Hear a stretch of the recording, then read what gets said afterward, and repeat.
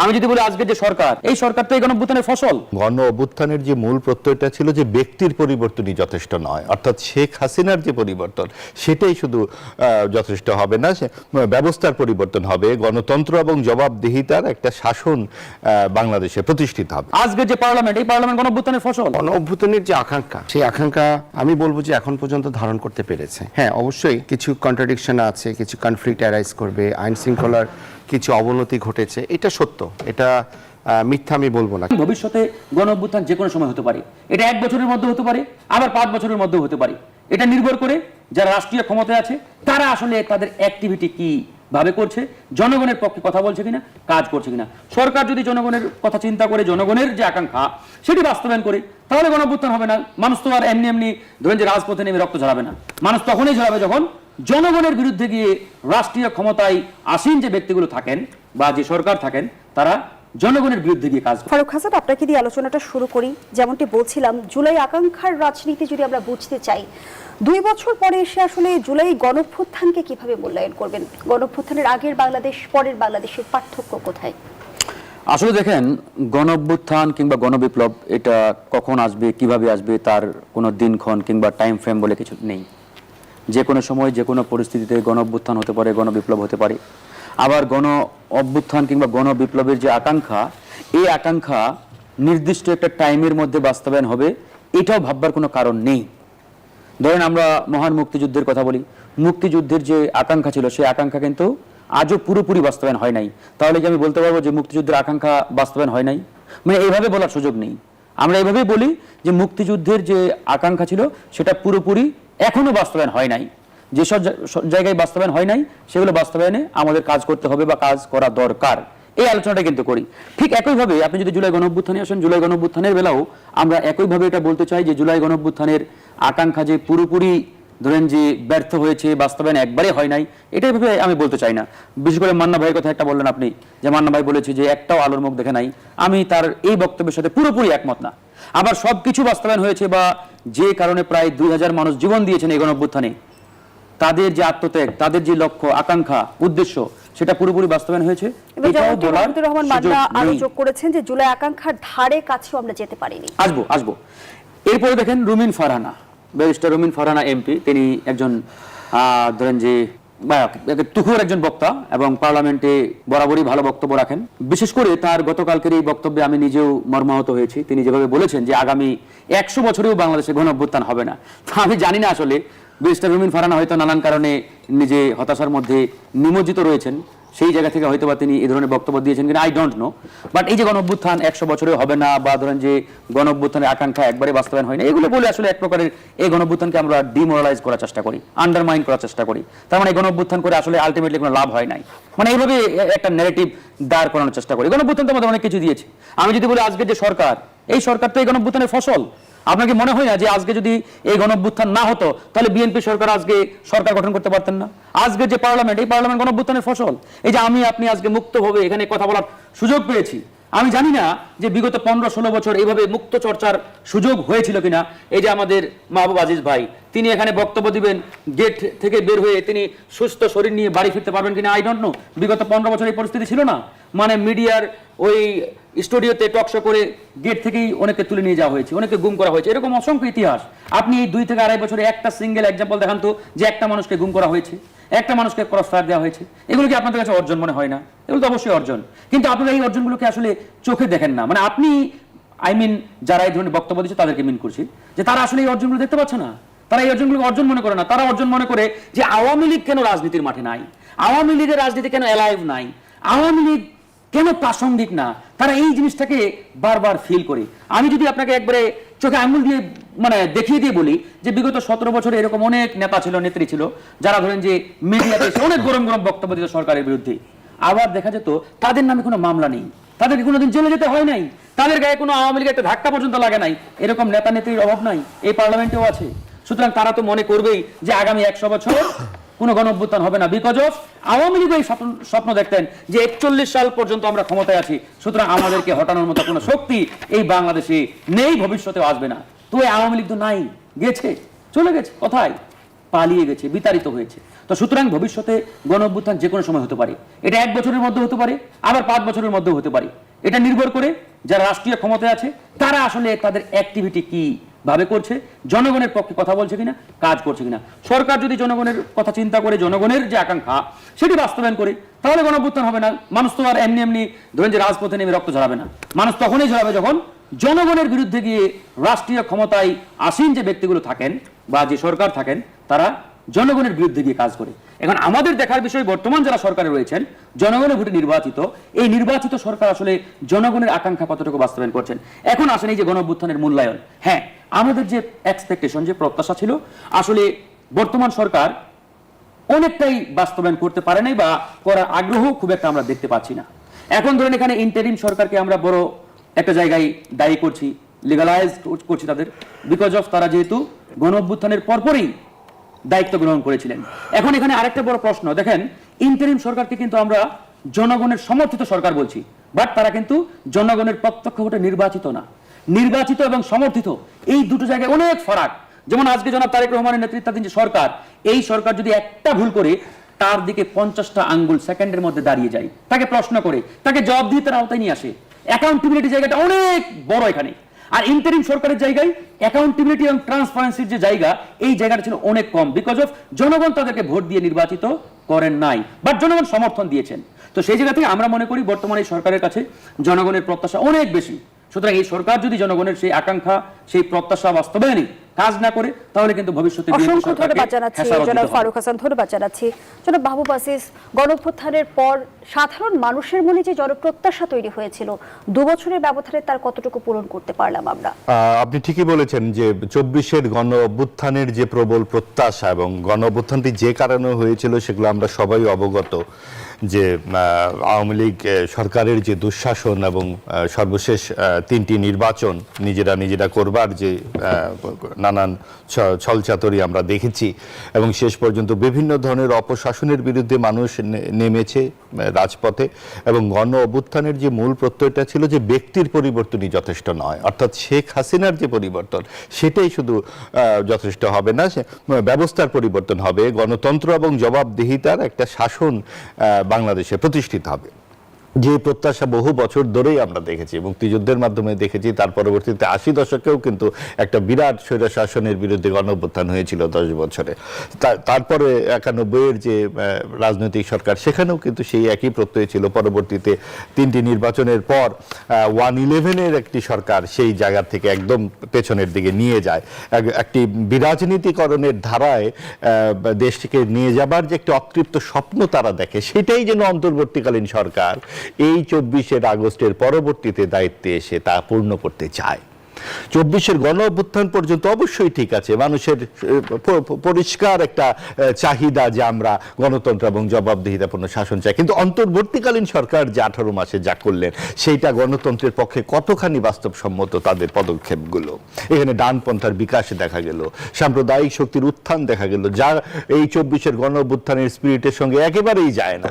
যে গানগুলো আমরা শুনেছিলাম, যে নরনারীর একেবারে অবাধ অংশগ্রহণ ছিল আপনার আন্দোলনে, বিশেষ করে ছাত্রীদের, বিশেষ করে নারীদের, সেই নারীদেরকে বিভিন্ন জায়গা থেকে দূরে ঠেলে দেওয়া হলো। এবং যে রাজনৈতিক দলটি আবির্ভূত হলো এই গণঅভ্যুত্থানের হাত ধরে অন্তর্বর্তীকালীন সরকারের সহায়তায়, সেই এনসিপিতেও কিন্তু নারীদেরকে আমরা দেখতে পেলাম না প্রথম সারিতে। তাহলে তো বিগত সময়ের সমাজের আমরা যদি মেরুকরণের কথা বলি, বিভাজনের কথা বলি, সেটি আরো তীব্র হয়েছে। সেইটা তীব্র করার চেষ্টা হয়েছে, এবং সেই চেষ্টাতে আমরা একটা বিভাজিত রাজনৈতিক সংস্কৃতির, সামাজিক সংস্কৃতি আমরা দেখতে পেয়েছি, যেখানে নারীর অংশগ্রহণ নাই হয়ে যাচ্ছে, যেখানে সাম্প্রদায়িক শক্তির এক ধরনের আস্ফালন দেখতে পাচ্ছি, মুক্তিযুদ্ধ নিয়ে নতুন নতুন বয়ান আমরা দেখতে পাচ্ছি। আমরা যেরকম 24-এর গণ অভ্যুত্থানের বিরুদ্ধে যে কোনো ধরনের কথাবার্তা, যেহেতু এটা অযৌক্তিক, এগুলো শুনতে আগ্রহী নই, ঠিক একইভাবে মুক্তিযুদ্ধ নিয়েও কিন্তু আমরা আগ্রহী নই, কিন্তু মুক্তিযুদ্ধের বিরুদ্ধে কথা বললে কিন্তু সেগুলো নিয়ে কোনো সাজার ব্যবস্থাও নাই, সেগুলো নিয়ে আপনি সামাজিক গণমাধ্যমে কিন্তু ট্রলও করা হয় না, ইচ্ছা মতো যা খুশি বলে ফেলা হয়।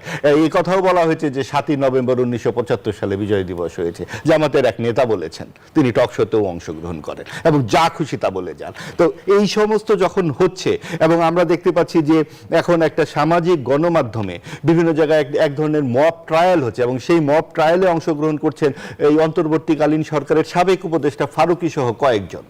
ফারুকী নিরাপদ দূরত্ব অস্ট্রেলিয়ায় বসে আছেন, কিন্তু তিনি এমন কিছু বয়ান দিচ্ছেন যে বয়ানগুলো আমাদের এই যে রাজনৈতিক বিভাজন যেটা তৈরি করার চেষ্টা করা হয়েছিল অন্তর্বর্তীকালীন সরকারের, সেইটার একজনের টেক্সট আপনি দেখুন। তিনি যেই লেখাটি লিখছেন এবং একটি পত্রিকায় সেটা ছাপাও হচ্ছে, এখানে এক ধরনের ইসলামিকীকরণ রাজনীতির ভেতরে সেটা তিনি লিখে বলবার চেষ্টা করছেন যে এই দেশে নাকি মুক্তিযুদ্ধের নামে ইসলামের বিরুদ্ধে ফতোয়া দেওয়া হয়েছে, ইসলামের বিরুদ্ধে ব্যাখ্যা দেওয়া হয়েছে। এই রাজনীতিটা কিন্তু আমরা শুনেছি যে এই অন্তর্বর্তীকালীন সরকারের সময় যে টুপি দাড়ি দেখলেই নাকি তাদেরকে প্রগতি বিরোধী বলা হতো। এই কথা কিন্তু সত্য নয়। টুপি দাড়ির যে পরিস্থিতি, এটা বাংলাদেশে কিন্তু ঘরে ঘরেই আছে। কোন ঘরে আপনার ধর্মের অবমাননা করা হচ্ছে, কোন ঘরে আপনার ভাই বা বিভিন্ন ধরনের যে আত্মীয় স্বজন আছে তাদের সাথে সম্পর্ক ছেদ হয়ে গেছে। আমাদের তো এই দেশটা একটা অসাম্প্রদায়িক বাংলাদেশ, যে যার ধর্মের অনুশীলন নিয়েই তো আমরা এখানে একে অপরের সঙ্গে একসাথে ছিলাম। এই কথাগুলো কেন সামনে নিয়ে আসা হলো? নিয়ে আসা হলো ওই বিভাজনের রাজনীতি, যে আমরা ভারত বিরোধিতা করব, আমরা ইসলামের যে বিরোধিতা করা হয়েছে এরকম একটা যুদ্ধ তুলব, এবং আমরা এক ধরনের পাকিস্তান কেন্দ্রিক রাজনীতি করব। বারবার ভারত বিরোধিতার কথা বলা হচ্ছে, কিন্তু একবারও কিন্তু মার্কিন যুক্তরাষ্ট্রের চুক্তিটি নিয়ে কথা বলছেন না এই অন্তর্বর্তীকালীন সরকার এবং তার যে চেলাপেলারা আছে যারা এই ধরনের রাজনীতির বিভাজনের এখনো ঘি মাখন খেতে চান। আপনি দেখুন যে এই উপদেশটা যেই আপনার জাদুঘর তৈরি করেছিলেন, জুলাই জাদুঘর নিয়ে 150 প্রায় 150 কোটি টাকার একটি দুর্নীতির অভিযোগ এসেছে। এত বড় একটা স্থাপনা সেখানে আছে যেখানে গণভবনে প্রধানমন্ত্রী থাকতেন, সেই স্থাপনার পরে আবার কেন 150 কোটি টাকা খরচ হবে? এটা ওপেন হলেই দেখা যাবে আসলে এই 150 কোটি টাকা কোথায় খরচ হয়েছে। এবং সেখানে আপনার টেলিভিশনে আপনার অনুসন্ধানী রিপোর্ট এসেছে, বিভিন্ন পত্রিকায় রিপোর্ট এসেছে যে সমস্ত ভুইফোর প্রতিষ্ঠানের মাধ্যমে বিভিন্ন ধরনের ডকুমেন্টারি তৈরি করা হয়েছে, বিভিন্ন ধরনের ফিল্ম তৈরি করা হয়েছে, নানান কিছু তৈরি করা হয়েছে। অর্থাৎ জুলাইকেও যখন ব্যবসার হাতিয়ার করে ফেলা হয়, যেভাবে মুক্তিযুদ্ধকেও ব্যবসার হাতিয়ার করা হয়েছে, এবং এই সব কিছুই যদি রাজনীতিতে ব্যবসার হাতিয়ার হয়ে যায় এবং ক্ষমতার পালা বদলের এক ধরনের চাবিকাঠি হয়, তখন কিন্তু জাতি প্রতারিত হয়। এবং ওই জায়গায় যে বিভাজনের রাজনীতি, এবং অর্থাৎ আমরা একটা বড় শক্তিকে সমাজ থেকে অনুপস্থিত করে দেব, এবং সেই বড় শক্তিকে অনুপস্থিত করার জন্য আমরা বেটার রাজনীতি করব।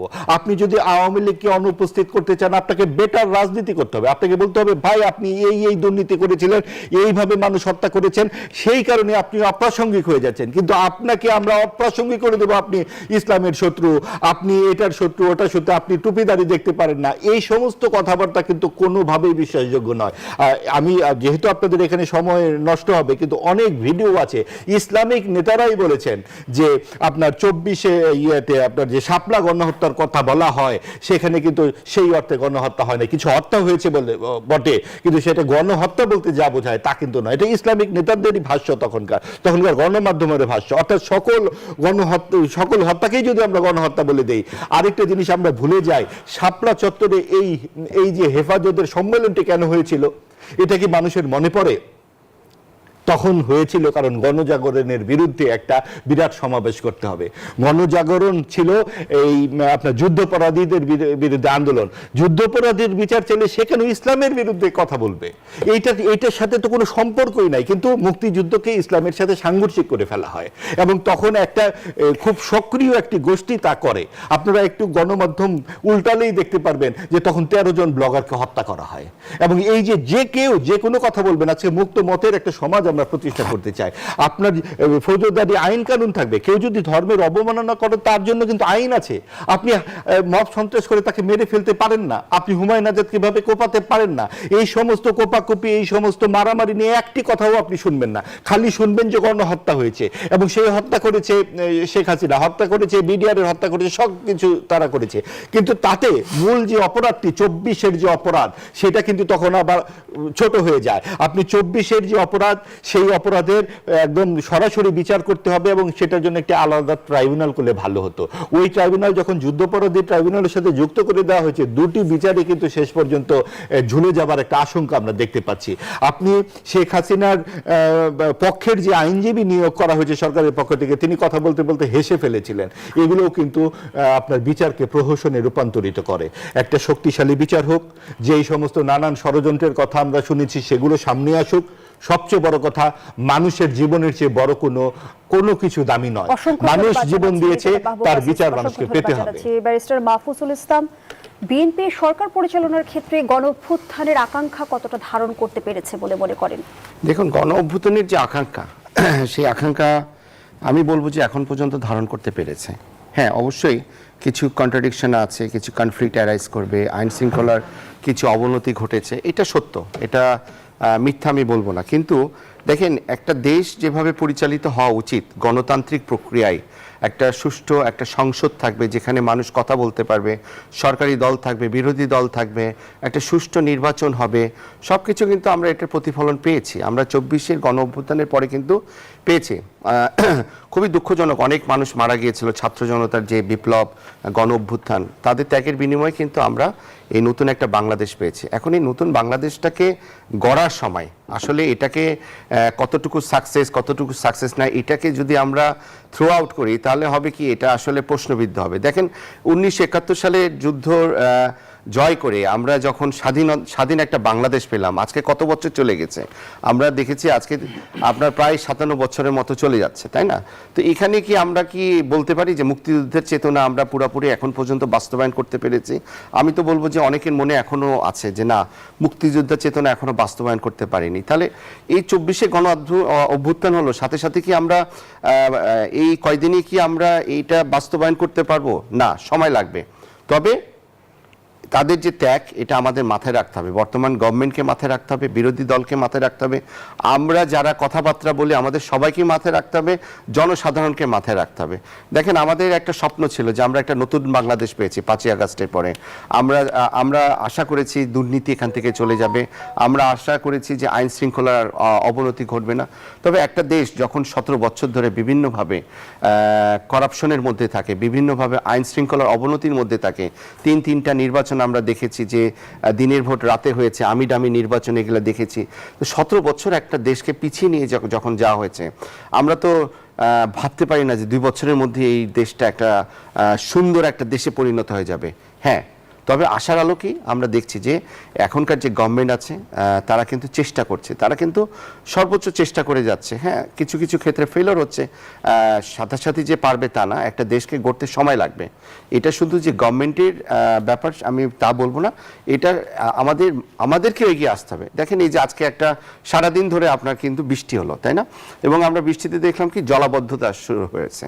তো এই যে জলাবদ্ধতা শুরু হয়েছে, আমরা কিন্তু গভর্নমেন্টকে দোষারোপ করা শুরু করে দিলাম যে গভর্নমেন্ট এসে কি কাজ করলো, কি করলো না, এত পানি কেন জমছে। অথচ দেখেন, এই আপনার যখন ড্রেনেজ ব্যবস্থাটা যখন দেখতে যায় আর কি, তখন দেখা গেছে হাজার শত এই প্লাস্টিকের বোতল বলেন, পলিথিন বলেন, এগুলো আমরা সাধারণ জনগণই ফেলে রেখে কিন্তু আরো জ্যাম সৃষ্টি করেছি। অবশ্যই তাদের অপরলতা আছে, গভর্নমেন্টের আরো এগিয়ে আসা উচিত, কিন্তু আমাদের জনগণকেও কিন্তু এগিয়ে আসতে হবে। এই আন্দোলন, গণ অভ্যুত্থান সাকসেস তখনই হবে যখন একটা গভর্নমেন্ট এবং সাধারণ জনগণ একসাথে কাজ করবে, তাছাড়া কিন্তু এটা কখনো সাকসেস হবে না। রুমিন ফারহানা বলেছে দেশে আগামী 100 বছর আর কোনোদিন গণ অভ্যুত্থান হবে না।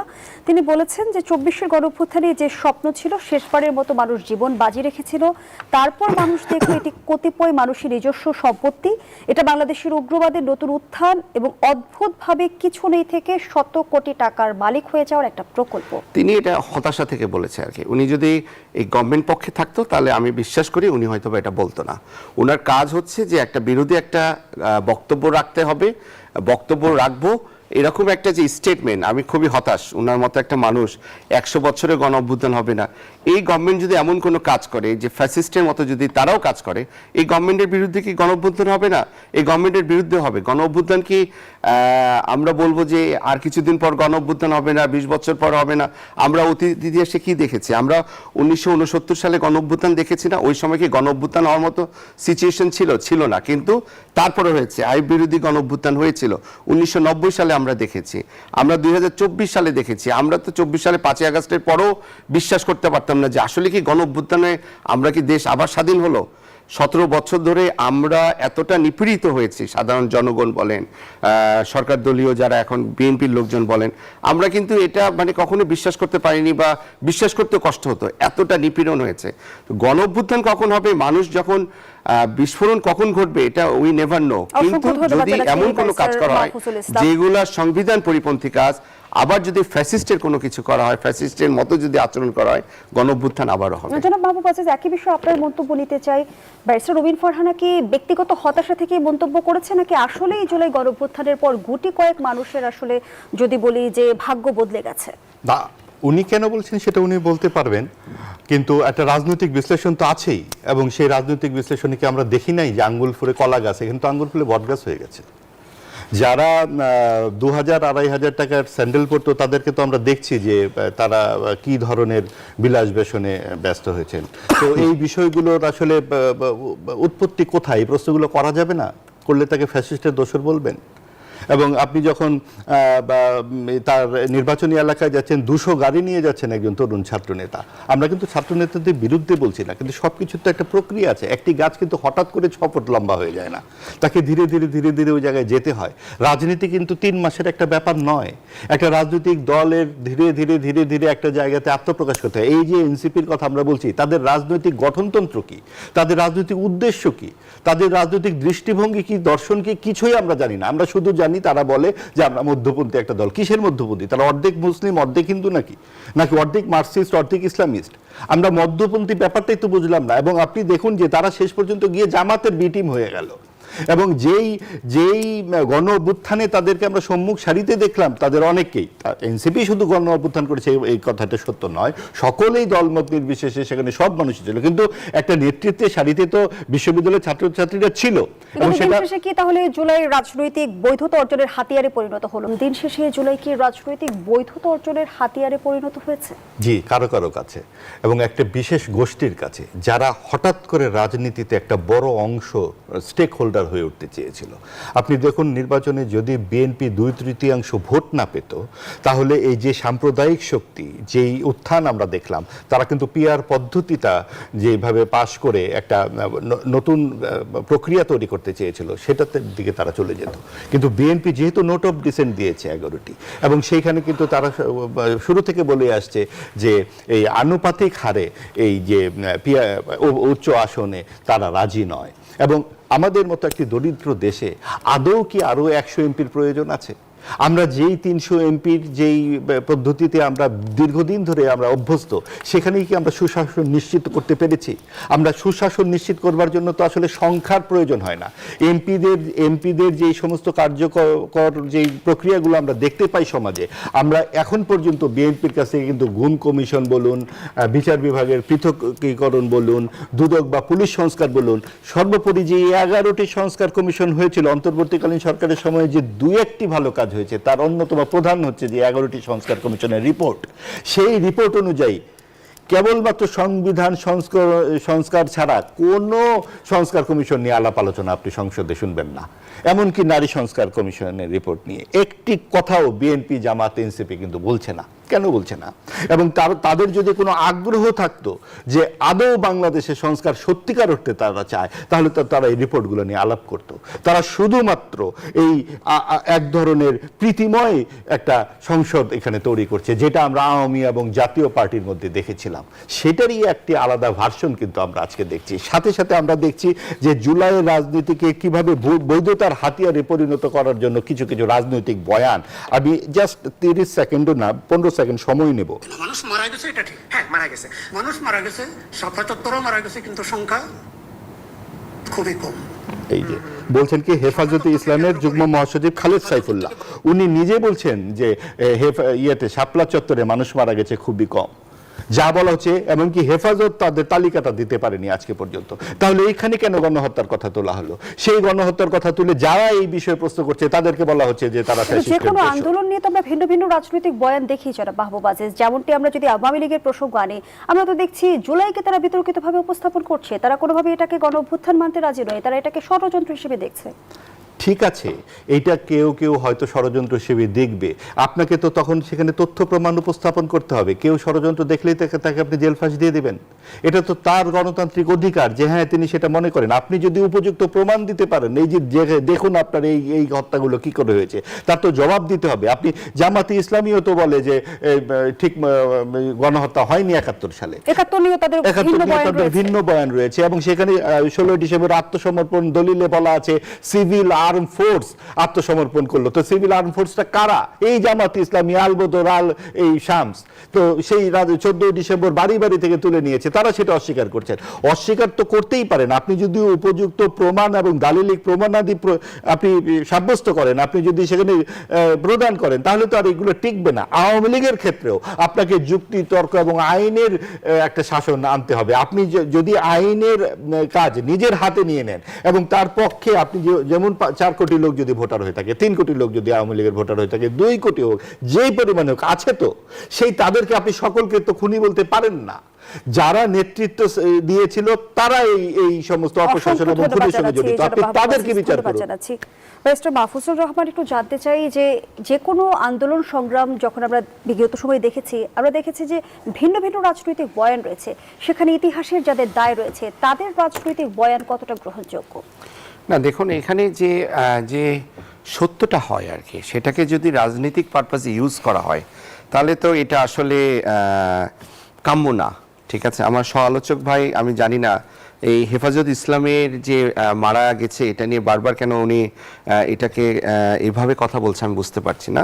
তবে হেফাজত ইসলামের 5ই মে 2013 সালের যে ঘটনা, এই ঘটনাতে কিছুদিন আগে আন্তর্জাতিক অপরাধ ট্রাইব্যুনালের চিফ প্রসিকিউটর আমিনুল ইসলাম সাহেব উনি একটা স্টেটমেন্ট দিয়েছে। ওখানে বলেছে সরাসরি 32 জন কিন্তু মারা গেছে। তো উনি যে একটা কথা বলেছে ওটা তো না জেনে কথা বলেনি। সো এখানে দেখেন, এখানে সত্যটাকে সত্য বলতে হবে, তাই না? এখানে যা কিছু হচ্ছে, এখানে আপনার এই হেফাজত ইসলামের যে সমাবেশ হয়েছিল শাপলা চত্বরে, এখানে যে হত্যাকাণ্ড করা হয়েছিল সেটা তো হয়েছিল। এখানে 24-এ আমাদের যে 24-এর যে গণ আন্দোলন, এই ছাত্র জনতার গণ অভ্যুত্থান, কিছুদিন পর হয়তো বলা হবে এই রাজনৈতিক যে চক্কর, এই চক্করে বলা হবে যে হয়তো 100 জনও মনে হয় মারা যায়নি, এরকমও হয়তো বা ভবিষ্যতে শোনা যাবে। আসলে এগুলো ঠিক না, উচিত না। যা হয়েছে সেটা আমাদেরকে বলতে হবে।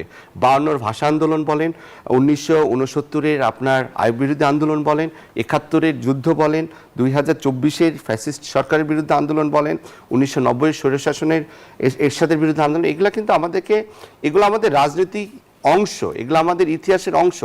এগুলোকে অস্বীকার করা এবং এগুলোকে নিয়ে রাজনীতি করা, এটা আমার মনে হয় কোনোভাবে কাম্য না। আমাদেরকে, আমি কিন্তু বারবার বলি, আমি কিন্তু অপটিমিস্টিক টাইপের একজন মানুষ আর কি। এত ফ্যাসিমিস্টিক হলে আমাদের হবে না। আমরা মানুষকে সুযোগ দিতে হবে, করতে দিতে হবে। একটা গভর্নমেন্ট এসেছে, তাদেরকে আসুন আমরা সাহায্য সহযোগিতা করি। 24-এ এই 2 বছরে আমরা হয়তোবা যা চেয়েছি হয়তোবা পাইনি, আমরা আশা করি সামনে পাবো, বা পাওয়ার জন্য কি কি করতে হবে সেটা নিয়ে আমরা আলোচনা করি। এই গভর্নমেন্টের কি কি ভুল আছে সেই ভুলগুলোকে আমরা ধরিয়ে দিই, বা এই গভর্নমেন্ট কিভাবে কাজ করলে আরো ভালো হতো জনগণের জন্য সেটাকে আমরা ধরিয়ে দিই। আমি কিন্তু শুরুতেই বলেছি যে দেখেন, এখানে আইন শৃঙ্খলার অবনতি কিন্তু হয়েছে, এবং স্বরাষ্ট্রমন্ত্রী সাহেব কিন্তু, সালাউদ্দিন সাহেব কিন্তু পার্লামেন্টে কনফেস করেছে যে হ্যাঁ, এখানে আমাদের এটা স্বীকারোক্তি যে হ্যাঁ, এখানে আইনের অবনতি হয়েছে। সো দেখেন, এখানে এই যে সত্য বলার যে প্রক্রিয়াটা, এটা আমাদের সকল রাজনীতিবিদদেরকে শিখতে হবে। হ্যাঁ, অনেকে এগুলাকে আসলে ধরেন পলিটিক্যালি ইউজ করতে চায়। একজন একটা স্টেটমেন্ট দিল, এই স্টেটমেন্টকে ধরে পলিটিক্যালি আরেকটা স্টেটমেন্ট দিয়ে দিতে চায়। এটা আসলে এগুলো পলিটিক্যাল বক্তব্য। দেখেন, এখানে এই যে কিছুক্ষণ আগে আপনার আজকের যে টপিকস, এই টপিক্সে কিন্তু বলা হলো যে আপনার যে শেখ হাসিনা ফিরে আসবে বলা হচ্ছে আর কি, যে উনি এই রয়টার্সে বক্তব্য দিল যে উনি ডিসেম্বরে দেশে ফিরবে আর কি। এটা নিয়েও কিন্তু আপনার এই চিফ প্রসিকিউটর আন্তর্জাতিক অপরাধ ট্রাইব্যুনাল উনি কিন্তু বলেছে যে এটা যে আপনি ডিসেম্বরে আসবেন কি জানুয়ারিতে আসবেন, আমরা তো আপনাকে কালকেই চাই। আপনার এই রাজনৈতিক স্ট্যান্ডবাজি কথাবার্তা ত্যাগ করুন এবং দেশকে অস্থিতিশীল করার প্রক্রিয়াটাকে ত্যাগ করুন। অসংখ্য ধন্যবাদ। এগুলো আসলে বুঝতে হবে আমাদেরকে। ধন্যবাদ জানাচ্ছি। ফারুক হাসান, শেখ হাসিনার দেশে ফেরার ঘোষণা কি পুরোপুরি রাজনৈতিক স্ট্যান্ডবাজি? হ্যাঁ, ধন্যবাদ আপনাকে। তার আগে মাহবুব আজিজ ভাইয়ের কয়েকটা প্রশ্নের উত্তর দিতেই হয়। দেখেন, তিনি প্রথমে আমাদের এই সংসদকে বিগত আওয়ামী আমলের আমি ডামি মামির যে সংসদ, এই সংসদের মতো করে তুলনা করেছেন। আমি মনে করি এটা এক প্রকারের ধৃষ্টতা। কারণ আওয়ামী লীগের বিগত 3টি নির্বাচনে জনগণ ভোট দিয়ে ওই পার্লামেন্ট বানাই নেই। আর এই বর্তমান যে নির্বাচন এবং নির্বাচিত সরকার এবং পার্লামেন্ট, এই পার্লামেন্ট জনগণ কর্তৃক নির্বাচিত। দেশের 65% মানুষ সরাসরি ভোট কেন্দ্রে গিয়ে ভোট দিয়ে ব্যালটের মধ্য দিয়ে এই পার্লামেন্টকে তারা গঠন করেছে। সুতরাং আপনি ওই 14, 18 কিংবা 24 সাল মার্কা পার্লামেন্টের সাথে আপনি যখন একটা নির্বাচিত পার্লামেন্টকে তুলনা করবেন, তখন বুঝতে হবে যে এখানে আপনি কি উদ্দেশ্যে এই ধরনের বক্তব্য দিচ্ছেন। সুতরাং আমি আহ্বান জানাবো, যারা এই নির্বাচিত পার্লামেন্টকে ওই বিগত ফ্যাসিবাদী আমলের মামি ডামি মার্কা নির্বাচনের সাথে তুলনা করবে, আপনারা একটু শোধরান, কিংবা এই ধরনের বক্তব্য দয়া করে আর জাতির সামনে উপস্থাপন করবেন না। এবার আসেন, জুলাই গণঅভ্যুত্থানে অনেকেই আঙ্গুল ফুলে বট গাছ কলা গাছ হয়েছে, একবারে সত্য, এটা আমরা অস্বীকার করব না। যেভাবে 1971 সালের মহান মুক্তিযুদ্ধের পরে আমরা অনেককেই দেখেছি যে জনগণের সম্পদ লুটপাট করে, যারা বাংলাদেশ থেকে বিতাড়িত হয়েছিলেন তাদের সম্পদ লুটপাট করে আঙ্গুল ফুলে কিন্তু বট গাছ হয়েছিলেন। তো এই যে একটা শ্রেণী, এই একটা শ্রেণী কিন্তু সবসময় চেতনাটাকে বিক্রি করে, চেতনাটাকে ব্যবসায়ের হাতিয়ার হিসেবে বানিয়ে তারা কিন্তু লাভবান হয়েছে। 71-এর পরে হয়েছে, 24-এর পরে হয়েছে। এখন আপনি ওই গোষ্ঠীটাকে সামনে রেখে যদি মহান মুক্তিযুদ্ধকে কলঙ্কিত করার চেষ্টা করেন, আন্ডারমাইন করার চেষ্টা করেন, এটা কি কোনো গ্রহণযোগ্য হবে? আমরা তো মেনে নেব না। মহান মুক্তিযুদ্ধ আমাদের পবিত্র অর্জন। যে মুক্তিযুদ্ধ আমাকে স্বাধীনতা দিয়েছে, ভূখণ্ড দিয়েছে, পতাকা দিয়েছে, সেই মুক্তিযুদ্ধকে নিয়ে কেউ যদি কটাক্ষ করার চেষ্টা করে, আমরা তো বরদাস্ত করব না। ঠিক একইভাবে 2024 সালের যে গণঅভ্যুত্থান, এই গণঅভ্যুত্থান আমাদেরকে নতুনভাবে বাঁচতে শিখিয়েছে, আমাদেরকে ফ্যাসিস্ট দুঃশাসন থেকে মুক্তি দিয়েছে। হ্যাঁ, এই গণঅভ্যুত্থানকে ব্যবহার করে হয়তো কতিপয় ব্যক্তি লাভবান হয়েছে, কোটি কোটি টাকার মালিক হয়েছে। তার মানে এই নয় যে ওই 3, 4 জন, 5 জন বা 100 জনের কারণে আমার পুরো গণঅভ্যুত্থান কলঙ্কিত হবে। নো, এটা বলার সুযোগ নেই।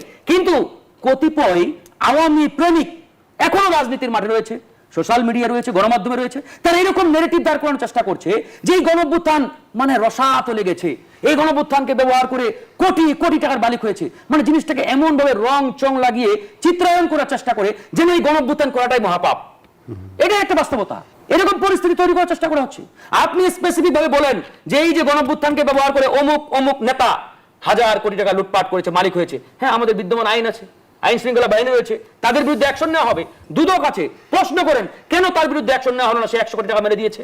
এই প্রশ্নগুলো করতে হবে আপনাকে। কারা গণঅভ্যুত্থানকে বিতর্কিত করার চেষ্টা করছে, কি তাদের উদ্দেশ্য? যারাই করুক, সেটা আমার দলের করুক, বিএনপির করুক, জামাতের করুক, এনসিপি করুক, হোয়াটএভার, যারাই করবে তারাই কালপ্রিট, তারাই অপরাধী। এখানে দলমত বিবেচনার বিষয় না, কিন্তু আপনাকে পয়েন্ট আউট করে দেখাই দিতে হবে যে অমুক ব্যক্তিটি এই যে এত কোটি টাকা লুটপাট করেছে, কেন তার বিচার হলো না।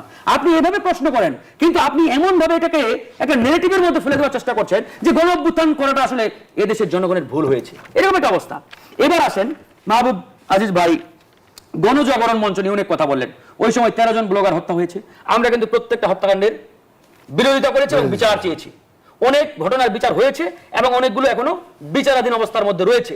কিন্তু উনি এই গণজাগরণ এবং ব্লগার হত্যাকাণ্ডের মধ্য দিয়ে এই জিনিসটাকে এমন একটা ফ্রেমিং করার চেষ্টা করলেন যে শাপলা চত্বরে কিছুই হয় নাই, ওখানে কিছু আলেম গিয়েছিল দেশ বিরোধী কর্মকাণ্ড করার জন্য, তাদের উপরে কোনো হামলা হয় নাই, তারা মারা যায় নাই, হয়তো 2-4 জন সেখানে নিহত হয়েছেন, এর ব্যবস্থা। অথচ দেখেন, এই যে আমি নিউজটা এখনই বের করলাম, দৈনিক প্রথম আলোর নিউজ, চিফ প্রসিকিউটর আন্তর্জাতিক অপরাধ ট্রাইব্যুনালের, তিনি বলছেন শাপলা চত্বরে হেফাজত ইসলামের সমাবেশ ঘিরে 57 জন, আপনি 37 বলেছেন, 57 জন, এই যে দেখেন 57 জন মানুষ। আমি যদি মাহবুব আজিজ ভাইয়ের তথ্যটা ধরেও নেই, 13 জন ব্লগার হত্যা হয়েছে, তার অপোজিটে এই শাপলা চত্বরকে কেন্দ্র করে 57 জন মানুষকে হত্যা করা হয়েছে। আপনি 13 জন ব্লগারের বিচার চান, কিন্তু শাপলা চত্বরের ওই 57 জন আলেম ওলামা যারা একবারে নিরীহ নিরপরাধ, বিন্দু পরিমাণ অপরাধের ফোঁটা যাদের গায়ে লাগে নাই, তাদের মাথায় ছিল পাগড়ি আর টুপি, তারা সেখানে গিয়েছে নির্দিষ্ট কিছু দাবিকে কেন্দ্র করে। তারা তো প্রকাশ্যে দাবিগুলো বলেছে। তারা কি মানে জঙ্গিবাদ মানে ওই উৎপাদনের জন্য গিয়েছিল না, তাদের স্পেসিফিক দাবি ছিল কয়েকটা, খুব সম্ভবত 14টা 15টা দাবিকে কেন্দ্র করে শাপলা চত্বরে হেফাজতে ইসলামের সমাবেশ হয়েছিল। আপনারা এই জিনিসটাকে কি করলেন, গণজাগরণ মঞ্চ আর হেফাজতের এই কর্মসূচিকে মুখোমুখি দাঁড় করানোর চেষ্টা করা হলো। অথচ আমরা জানি যে জামাত ইসলাম আর হেফাজত ইসলাম টোটালি ভিন্ন। হেফাজত ইসলাম জামাতকে দেখতেই পারে না, সেখানে জামাতের নেতাদের ফাঁসির জন্য আন্দোলন হচ্ছে আর হেফাজত তাদের পক্ষে দাঁড়াবে, এটা তো একটা পাগলও বিশ্বাস করবে না ভাই। কারণ হেফাজত তো জামাতের পক্ষেই না, তারা প্রকাশ্যে ঘোষণা দিয়েছে যে জামাতের কর্মকাণ্ড আমরা পছন্দ করি না। তাহলে সে হেফাজতে ইসলাম জামাতের নেতাদের ফাঁসির বিরুদ্ধে ওই শাপলা চত্বরে সমাবেশ করবে, এটা মানে কে বিশ্বাস করবে? আমি তো জানি না। কিন্তু বর্তমান বাস্তবতায় ফারুক হাসান এই যে শেখ হাসিনার ফিরে আসার ঘোষণা, আত্মসমর্পণের ঘোষণা, ধরুন এই যে আমরা বারবার বলার চেষ্টা করছি এই গণঅভ্যুত্থানকে ব্যবহার করে অমুকে শত কোটি টাকার মালিক হয়েছে ইত্যাদি ইত্যাদি। আমার কথা হচ্ছে এরকম গদবাঁধা বক্তব্য না দিয়ে আপনি স্পেসিফিক পয়েন্ট আকারে বলেন অমুক নেতা এত কোটি টাকা লুটপাট করেছে। যেমন ধরেন আজকে জাতীয় সংসদে মাননীয় অর্থমন্ত্রী উত্থাপন করেছেন যে ফ্যাসিবাদের প্রধানমন্ত্রী শেখ হাসিনা 1 বছরে খাবারই খেয়েছেন 35 কোটি টাকা। চিন্তা করে দেখেন। অথচ এই যে ফ্যাসিবাদী প্রধানমন্ত্রী লেডি ফ্রাউন যাকে আমরা বলে থাকি, তিনি যে 35 কোটি টাকা 1 বছরে খাইলেন, তখন তো আপনারা সাংবাদিকতা করেছেন, অনেকে সোশ্যাল মিডিয়াতে ব্যাপক বক্তব্য রেখেছেন, গরমা করে দিয়েছেন অনেকে। তখন তো এই প্রশ্নটা করেন নাই যে এই 35 কোটি টাকা একজন ব্যক্তি কেমনে খায়, প্রশ্নটা করেন নাই। আমি মনে করি এটা আরো কম হয়েছে, কারণ ওনার পিয়ন যদি 400 কোটি টাকার মালিক হয়, বোধহয় ওনার খাবারের বিলটা একটু বেশি হওয়ার কথা। অথচ ওই সময় আমরা দেখলাম মুজিব বর্ষ নামে একটা বর্ষ বলে পালন করা হবে, বাজেট কত 1000 কোটি টাকা। আজকে পার্লামেন্টে উত্থাপন হয়েছে এই কথাগুলো। একবারে এই যে হাজার হাজার কোটি টাকা লুটপাট করা হয়েছে, এই লুটপাট তন্ত্রের বিরুদ্ধে আমরা কিন্তু সেরকম বক্তব্য বিগত সময়ে দেখি নাই। ডানপন্থার কথা আমার মাহবুব আজিজ ভাই বললেন, দেখেন ডানপন্থা, বামপন্থা, মধ্যপন্থা এগুলো নিয়ে খুব একটা আমাদের মাথা ব্যথা নেই। বাংলাদেশে যদি বামপন্থার রাজনীতি থাকতে পারে, অবশ্যই ডানপন্থার রাজনীতি থাকবে, কিন্তু আমরা বিরোধিতা করবো কোনটার? উগ্রপন্থা, জঙ্গিবাদ এবং দেশ বিরোধী কর্মকাণ্ডের। কেউ যদি এই ডানপন্থার নামে উগ্রবাদী কোনো কর্মকাণ্ড চালায়, দেশ বিরোধী কোনো কর্মকাণ্ড চালায়, অবশ্যই সেটা রাষ্ট্রদ্রোহ অপরাধ, সেটার কার্যক্রম বাংলাদেশে চলতে পারে না এবং এটা আমরা মেনেও নেব না। আবার একই সাথে কেউ যদি ডানপন্থাকে ব্যবহার করে এখানে কোনো উগ্রবাদী কর্মকাণ্ডের সাথে জড়িত থাকে, জঙ্গিবাদকে এখানে লালন করার চেষ্টা করে, এটাও কখনোই গ্রহণযোগ্য হবে না। সুতরাং ডানপন্থা বামপন্থা বলে যারা এখন ধরেন যে ঢিকর তুলছে, এরা কিন্তু ওই 70-80 দশকে বামপন্থার যে উত্থান হয়েছিল, ওই উত্থান নিয়ে কিন্তু খুব একটা তারা কথা বলে না। এই হচ্ছে তাদের অবস্থা। এটা স্রেফ একটা রাজনৈতিক স্ট্যান্ডবাজির মধ্য দিয়ে তারা যাচ্ছে আর কি। এখন ধরে শেখ হাসিনা বাংলাদেশে ফিরে আসার ঘোষণা দিয়েছে। ঘোষণাটা কোথায় দিয়েছে? একটা আন্তর্জাতিক গণমাধ্যমে।